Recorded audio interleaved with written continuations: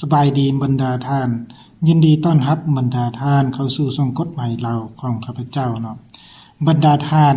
ในมื้อนี้ข้าพเจ้าจะมานำเสนอเกี่ยวกับหลักการและวิธีการในการเขียนหนังสือเสนอแบบทางการนะและแบบของบุคคลให้บรรดาท่านได้รับฟังรับชมไปพร้อมกันนะฉะนั้นก็ขอฝากกดติดตามกดกระดิ่งแจ้งเตือนเพื่อเป็นกำลังใจให้แก่ข้าพเจ้านะบรรดาท่านเมื่อว่าถึงหนังสือเสนอนั้นเห็นว่ามีหลายท่านอาจได้ฮู้ได้เห็นและได้แต่งหรือได้เขียนมาแล้วเนาะแต่ยังมีบางท่านที่เป็นนักศึกษาจบใหม่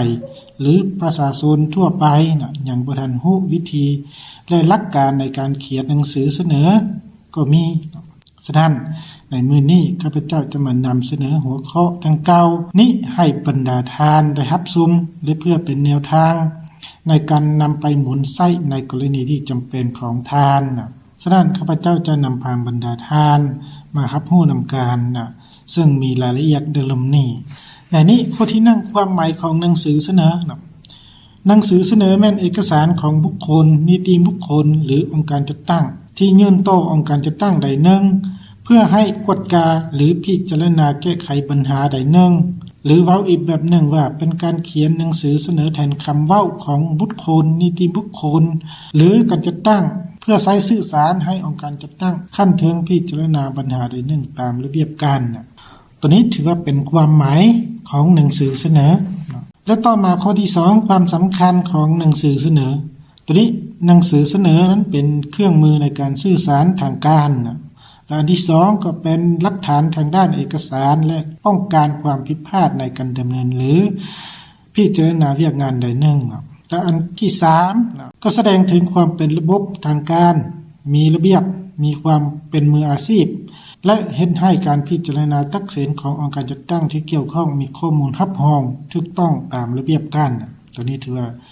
ความสำคัญของหนังสือเสนอนั้นเป็นนิติกรรมที่เป็นลายลักษณ์อักษรเพื่อให้มีความเป็นระบบเป็นระเบียบเรียบร้อยตัวนี้ถือว่าเป็นความสำคัญของหนังสือเสนอและต่อมาข้อที่3รูปแบบของหนังสือเสนอหนังสือเสนอนั้นถือว่ามีหลายรูปแบบที่แตกต่างกันแต่สังรวมแล้วหนังสือเสนอน่าจะมี2รูปแบบคือ1หนังสือเสนอทางการระหว่างองค์การจัดตั้งหาองค์การจัดตั้งที่เกี่ยวข้องและ2หนังสือเสนอทางการระหว่างบุคคลหรือนิติบุคคลหาองค์การจัดตั้งที่เกี่ยวข้องตัวนี้ถือว่าเป็นลักษณะหรือว่ารูปแบบของหนังสือเสนอหรือว่าประเภทของหนังสือเสนอและบรรดาทานก่อนที่พวกเราจะเขียนหนังสือเสนอแต่ละแบบนั้นได้พวกเราต้องรู้เทคนิคหลักการและวิธีการแต่งเอกสารก่อนพวกเราจึงสามารถรวบรวมคำศัพท์คำเว้ามาเขียนได้อย่างต่อเนื่องเข้าใจง่ายและเป็นระบบซึ่งในนี้ในมาตรา22ของกฎหมายว่าด้วยเอกสารทางการที่ได้กำหนดเกี่ยวกับการสร้างเอกสารการสร้างเอกสารแม่นการค้นคว้าสังรวมแนวความคิดและข้อมูลแล้วแต่งเป็นเอกสารเพื่อนำใช้เข้าในการเคลื่อนไหวและหรือติดต่อผัวพันเวียกงานใดหนึ่งที่เกี่ยวข้องการสร้างเอกสารต้องรับประการดังนี้ 1. ทางด้านเนื้อในซึ่งประกอบด้วยจุดประสงค์เป้าหมายคาดหมายและคุณลักษณะโดยมีรูปแบบและวิธีการกำหนดเนื้อในสร้างที่แตกต่างกันตามแต่ละประเภทของเอกสาร 2. ทางด้านภาษาที่นำใช้ต้องใช้ภาษาลาวในกรณีจำเป็นอาจใช้ภาษาต่างประเทศก็ได้คำศัพท์สำนวนคำเว้าที่นำใช้ต้องมีความหมายที่แน่นอนรัดกุมชัดเจนและเข้าใจง่าย 3. ทางด้านของประกอบต้องรับประการด้านองค์ประกอบการจัดวางให้เป็นระบบต่อเนื่องถูกต้องครบถ้วนและเข้าใจง่ายตัวนี้ถือว่าเป็นเนื้อในของมาตรา22ของกฎหมายว่าด้วยการสร้างเอกสารที่ได้กำหนดหลักการในการสร้างประเภทเอกสารต่างๆบ่ว่าหนังสือเสนอบทสรุปหนังสือรายงานบทรายงานหรือว่าแจ้งการต่างๆต้องปฏิบัติตามหลักการตัวนี้ซึ่งในมาตราดังกล่าวนี้ได้กำหนดไว้เป็นหลักการร่วมของการแต่งเอกสารทางการฉะนั้นพวกเราจะได้นำเอาเนื้อในของมาตราดังกล่าวนี้มาเป็นแนวทางหมุนไส้เข้าในการแต่งหนังสือเสนอแต่ละแบบให้เข้าใจง่ายต่อเนื่อง ดังนั้นข้าพเจ้าจะพาบรรดาท่านมาเขียนหรือแต่งหนังสือเสนอนำกันเนาะซึ่งในนี้จะมาลงลึกในแบบขององค์การจัดตั้งต่อองค์การจัดตั้งก่อนเนาะเราจะยกตัวอย่างเกี่ยวกับการเฮ็ดหนังสือเสนอขอยืมรถบริหารนะไปรับใช้ในเวียกงานทางราชการนะก็คือแขวงซ้อแผนกยุติธรรมเลขที่แขวงซ้อวันที่17ธันวาคม2025หนังสือเสนอเฮียนท่านหัวหน้าห้องว่าการปกครองแขวงซ้อที่นับถือเรื่องขอยืมรถบริหารรับใช้ไปเวียกทางการอินตามข้อตกลงของรัฐมนตรีกระทรวงยุติธรรมว่าด้วยการจัดตั้งและการเคลื่อนไหวของแผนกยุติธรรมแขวงฉบับเลขที่544ทับกสญทวันที่30ตุลา2015อินตามแจ้งการของหัวหน้าห้องการกระทรวงยุติธรรมเกี่ยวกับการเข้าร่วมกองประชุมสรุปประจำปี2025ฉบับเลขที่1566ทับกสหกวันที่12ธันวาคม2025และอินตามการคาดขืนด้านพาหนะรับใช้เวียงงานทางราชการของแผนกยุติธรรมแผนกยุติธรรมแขวงซ้อขอถือเป็นเกียรติเฮียนเสนอมันยังทานหัวหน้าห้องว่าการปกครองแขวงซ้อเพื่อค้นคว้าพิจารณายืมพาหนะรถใหญ่ของห้องว่าการแขวงซ้อให้แผนกยุติธรรมได้นำใช้ไปเข้าร่วมกองประชุมสรุปประจำปี2025ในวันที่2-4มันก่อน2026อยู่ที่กระทรวงยุติธรรมนักหลวงเวียงจันทน์ฉะนั้นจึงขอถือเป็นเกียรติเฮียนเสนอมายังทานหัวหน้าห้องว่าการปกครองแขวงเพื่อค้นคว้าพิจารณาตามระเบียบการด้วยเฮียนมาด้วยความเคารพและนับถืออย่างสูงหัวหน้าแผนกยุติธรรมแขวงซ้อตอนนี้ถือว่าเป็นรูปแบบหรือว่าแบบห้าง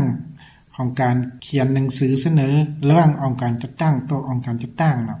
จะเขียนไปในลักษณะแบบนี้และอันต่อมาตัวนี้ถือว่าเป็นหนังสือเสนอแบบบุคคลเสนอหาการจัดตั้งจะมีรายละเอียดคือดังนี้ก็คือหนังสือเสนอก็ได้เฮียนท่านประธานองค์การปกครองแขวงก็ที่เคารพในนับถืออย่างสูงเรื่องให้กฎกาคืนเกี่ยวกับการชดเชยค่าเสียหายสวนยางพาราของบริษัท1ตัวนี้ตัวอย่างและบนเองถือว่าอิงตามข้อตกลงของท่านประธานองค์การปกครองแขวงก็ว่าด้วยการกำหนดหัวน้อยราคาการชดเชยและการแก้ไขผลกระทบจากเครื่องไฟฟ้าน้ำผู5ฉบับเลขที่455ทับอคขอวันที่15พฤษภาคม2025และบนอิงอันต่อมาก็คืออิงตามการคิดรายค่าชดเชยของบริษัท1ต่อต้นยางพาราต่ำกว่าข้อตกลงฉบับเลขที่455ทับอคขอวันที่15พฤษภาคม2025ข้าพเจ้าซื้อเท่าต้นไม้อายุ50ปีอาชีพชาวนาปัจจุบันอยู่บ้าน1เมือง2แขวงก้อมีจุดประสงค์ขอถือเป็นเกียรติเฮียนเสนอมายังท่านประธานองค์การปกครองแขวงก้อเพื่อค้นคว้าพิจารณาและกฎกาคืนเกี่ยวกับการกำหนดราคาชดเชยต้นยางพาราของบริษัท1ที่คิดไล่ต้นยางพาราอายุ5ปีต้นละ 500,000 กีบแต่ข้อตกลงฉบับเลขที่455ทับคขอวันที่15พฤษภาคม2025กำหนดต้นยางพาราอายุ5ปีต้นละ 800,000 กีบดังนั้นจึงเฮ็ดให้ข้าพเจ้าบ่พอใจต่อกับการคิดไล่ดังกล่าวซึ่งรายละเอียดนี้บ่บันทึกกฎกาจำนวนต้นยางพาราและใบคิดไล่ราคาต้นยางพาราของบริษัท1ที่คัดติดมาพร้อมนี้ฉะนั้นจึงได้เฮียนเสนอมายังท่านประธานองค์การปกครองแขวงก็เพื่อค้นคว้าพิจารณาและกฎกาขึ้นตามระเบียบการด้วยเฮียนมาด้วยความเคารพและนับถืออย่างสูงที่บ้านวันที่17ธันวาคม2025ตัวนี้บนเส้นจะมีเส้นผู้เสนอแล้วก็มีการยั่งยืนจากตาแสงหรือว่าในบ้านเพราะว่าปัจจุบันนี้เพิ่นสร้างตั้งเป็นตาแสงแล้วมันต้องเลยเส้นผ่านตาแสงขึ้นไปตัวนี้ถือว่าเป็นแบบห้างของหนังสือเสนอของบุคคลเสนอต่อองค์การจัดตั้งซึ่งถ้าเปรียบเทียบแล้วรูปแบบของเอกสารทั้ง2อย่างนี้เห็นว่ามี4จุดที่แตกต่างกันและควรศึกษาให้ละเอียดเพื่อเป็นแนวทางในการแต่งเอกสารดังกล่าวซึ่งมีรายละเอียดคือดังรูปนี้จุดที่1แบบองค์การจัดตั้งแม่นต้องมีเลขที่เอกสารและลงวันที่อยู่ถึง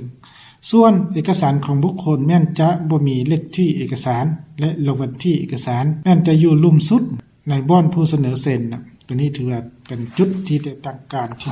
1และจุดที่แตกต่างกันที่2มันเอง มันจะมีความแตกต่างกันคือแบบองค์การจัดตั้งมันจะอิงตามข้อตกลงว่าด้วยการจัดตั้งและการเคลื่อนไหวขององค์การจัดตั้งที่ออกเอกสารเป็นอันดับต้นนะส่วนเอกสารของบุคคล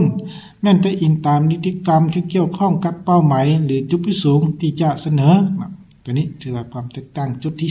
2และต่อมาความแตกต่างจุดที่3ภาคเนื้อในขององค์การจัดตั้งแม้นจะขึ้นต้นด้วยองค์การจัดตั้งที่ออกเอกสารเขาถือเป็นเกียรติเรียนเสนอนะและจะไม่มีหัวข้อทักมาว่ามีจุดประสงค์นะตัวนี้ถือว่าความแตกต่างแต่ส่วนหนังสือเสนอของบุคคลภาคเนื้อในแม่นจะขึ้นต้นด้วยชื่ออายุอาชีพและที่อยู่ของผู้เสนอก่อนจึงลงเถียวแล้วมีจุดประสงค์ขอถือเป็นเกียรติเรียนเสนอแล้วจึงเขียนเนื้อในตามเป้าหมายหรือจุดประสงค์ที่ตนจะเสนอให้องค์การจัดตั้งพิจารณาหรือกฎกาขึ้นนะตัวนี้ถือว่าเป็นจุดที่3และต่อมาจุดที่4การลงลายเซ็นขององค์การจัดตั้งแม่นหัวหน้าหรือห้องหัวหน้าองค์การกลุ่มกองนั้นเป็นผู้เซ็นเอกสารบนเดียวเท่านั้นส่วนของบุคคลแม้นจะมีบนเซ็นของผู้เสนอและต้องมีการยั่งยืนจากบ้านหรือตาแสงถ้าเราจะเสนอต่อขั้นถึงทัดตัวนี้ถือว่าเป็นจุดแตกต่างกันฉะนั้นสรุปสั่งรวมแล้วหนังสือเสนอเป็นเอกสารที่มีบทบาทสำคัญหลายต่อบุคคลนิติบุคคลและองค์การจัดตั้งรัฐหรือเอกชนฉะนั้นพนักงานรัฐหรือพนักงานเอกชนนักศึกษาและประชาชนทั่วไปผู้รับผิดชอบแต่งเอกสารหรือมีจุดประสงค์จะเสนอปัญหาใดหนึ่งให้ขั้นถึงพิจารณานั้นจึงจำเป็นต้องรู้หลักการและวิธีการแต่งเอกสารและต้องกำหนดให้ได้ในเบื้องต้นว่าจะแต่งเอกสารไปตามแบบขององค์การจัดตั้งหรือแบบบุคคลถ้าพวกเราสามารถกำหนดและรับรู้เกี่ยวกับรูปแบบหน้าตาของเอกสารแล้วพวกเราจึงสามารถจักเรียนคำศัพท์คำเว้าให้เข้ากับรูปแบบของเอกสารอย่างถูกต้องครบถ้วนและสมบูรณ์แบบได้ฉะนั้นหวังอย่างยิ่งว่าคลิปนี้น่าจะเป็นประโยชน์บ่หลายก็น้อยให้แก่บรรดาทานในท้ายสุดนี้ก็ขอขอบใจต่อบรรดาทานที่ได้สละเวลาอันมีคุณค่าของทานรับชมวิดีโอตั้งแต่ต้นจนจบฉะนั้นการนำเสนอของข้าพเจ้ามาฮอดนี้ก็ได้สิ้นสุดลงเพียงเท่านี้พบกันในคลิปหน้าขอขอบใจ